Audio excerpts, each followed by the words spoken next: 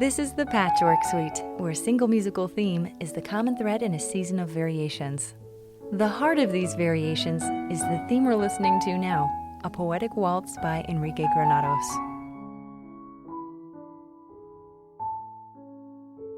I'm your Patchwork Suite host, Mary Claire Murphy, and throughout the series, I speak with composers who have graciously written a short work expressly for this podcast.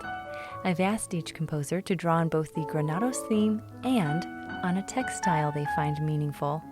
With each new voice we hear, and with each musical sampling, we're building a colorful and diverse patchwork of artistic expression.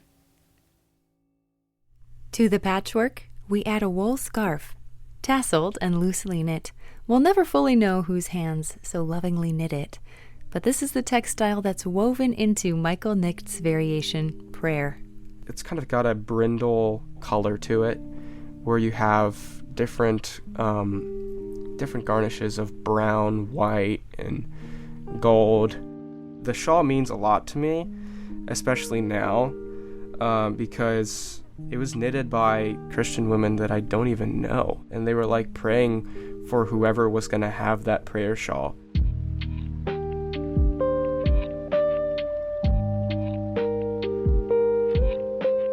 The recipient of the beautiful brindle shawl was just a guy, or so he says. I'm just a guy. I grew up in Finneytown. It's a quite diverse neighborhood. I grew up in the suburbs of Cincinnati. There in the Queen City, both faith and music blossomed in Michael's life, although neither one came easily at first. I grew up at a Presbyterian church. You know, my family took me there, and I kind of was bored of it. I didn't really understand, like, what it all meant. I don't really think I ever really heard, like, the good news, you know. It was just kind of like I was doing it just to do it. I was playing church. But there was a time in my life, about 2 years ago, where I really felt like I was kind of an outcast, and I called out to God on my back porch, and he really answered that, and he really affirmed me of, like, who I was, and just changed my whole life. Really encountered him for the first time.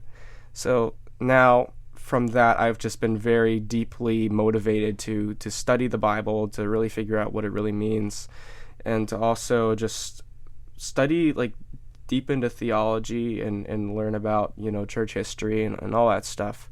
So I'm really passionate about that now. Like his exploration of theology, Michael's deep dive into music didn't come until later.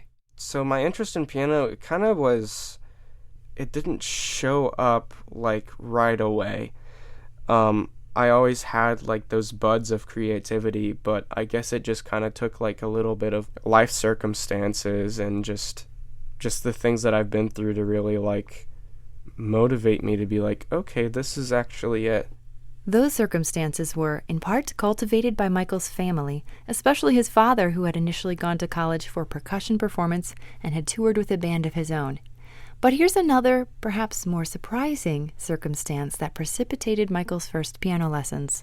I was obsessed with trains when I was a little kid. I, like, knew everything about them, and I always held, like a toy of Thomas the Tank Engine in my right hand. I couldn't go anywhere without it.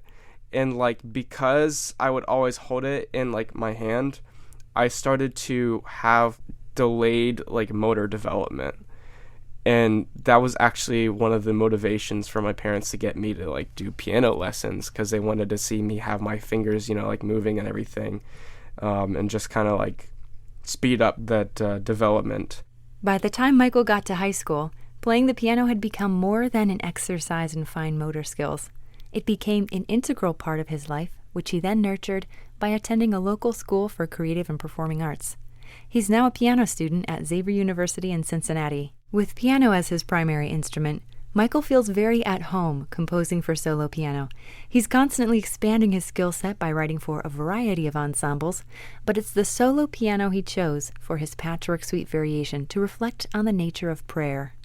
I kind of want to reflect the whole idea of prayer in that piece, because I find in my own life, when I'm praying, I try to be very authentic in my prayer, but, like, many times when I'm praying, I often feel like the Spirit of God is, like, directing me in certain places which I would normally not go, He might lead me to pray certain things. He might lead me to say certain things. And so it's just like, I kind of wanted to portray that unpredictability in that piece. And so that's why you kind of see a lot of like unorthodox like chord changes in the piece. Not only did Michael play with unpredictable harmonies, he also furthered that sense of instability through metric alteration, changing the way we feel the pulse. The poetic waltz theme, it's actually, I mean, with the waltz, of course, it's in 3/4.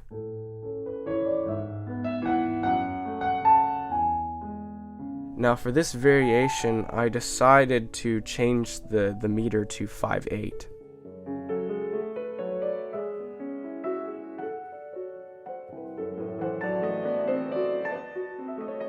And so that required for me to change the theme a little bit. Usually I state like the first line of the theme in different places, but other times I just kind of take the rhythmic ideas. You kind of use it to flow, to create a flow throughout the whole thing. Almost like I'm trying to portray a river, in a sense. My mom actually, she told me, life is often like a river. Sometimes you don't know where it's going. Sometimes there's rapids. Sometimes there's intersections, and different streams of water hit each other. They meet each other in different places. The first section of prayer lends itself nicely to the pastoral river imagery. But if that part's like a flowing river, the second's more like a gentle brook. In the middle section, it's almost as if you're kind of reflecting on promises.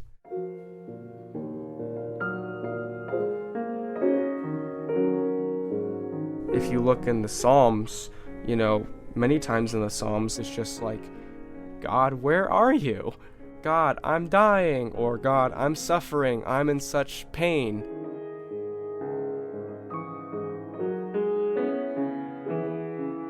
And then later in the psalm, you see them reflecting on God's promises. And so it's almost like you're counseling your own soul.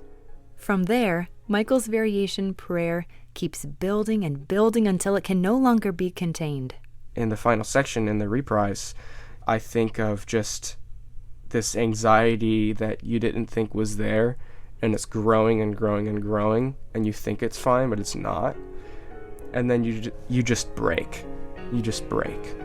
And you just let it all out.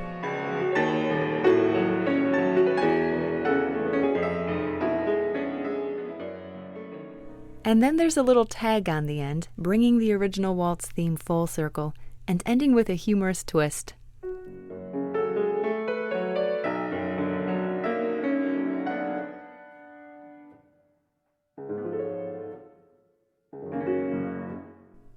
If you're interested in the technical term, that final chord contains a Picardy third. The third part refers to the third of the chord, which Michael raised slightly to surprise us with a major-sounding conclusion in an otherwise minor-sounding composition. The etymology of Picardy is largely debated, some saying it relates to the Picardy region of France, others suggesting origins in French phrases or proverbs. But in any case, the Picardy third abounded in the Baroque era. So you may not be surprised to hear that, like many composers before him, Michael's been mining music history, particularly the music of Johann Sebastian Bach. I've started to get a lot more of an appreciation for Bach. If you really look into his stuff, it's already very complicated, already very meticulously crafted. You'll find traits of Bach in Michael's music. For example, dense counterpoint, the interplay of musical lines. When I'm writing my music, sometimes it can just get so dense that you don't even know what's happening. But like with this, that's kind of the point. It's like sometimes life can get so complicated that you don't even know what's happening, and sometimes you just have to be like, help. And besides that, Michael can relate to Bach as both a musician and a devoted person of faith. Practically every composition that he wrote, he had like a little signature at the end, basically saying SDG Soli Deo Gloria, which means glory to God alone. As much as Bach is of interest to Michael, works of the Russian Romantic composers capture his imagination too. You'll actually see like a little bit of Russian influence in the variation I wrote for this. It's particularly inspired by a composer that I've grown to love within the past year. His name's Nikolai Medner. A lot of his music is very folk, very pastoral. His music is very much inspired by Russian fairy tales. The vibe that Medner gives, it's solemn, it's very deep, it's very serious. Prayer likewise has a musical and personal depth to it that we can now enjoy completely unencumbered as the music speaks for itself.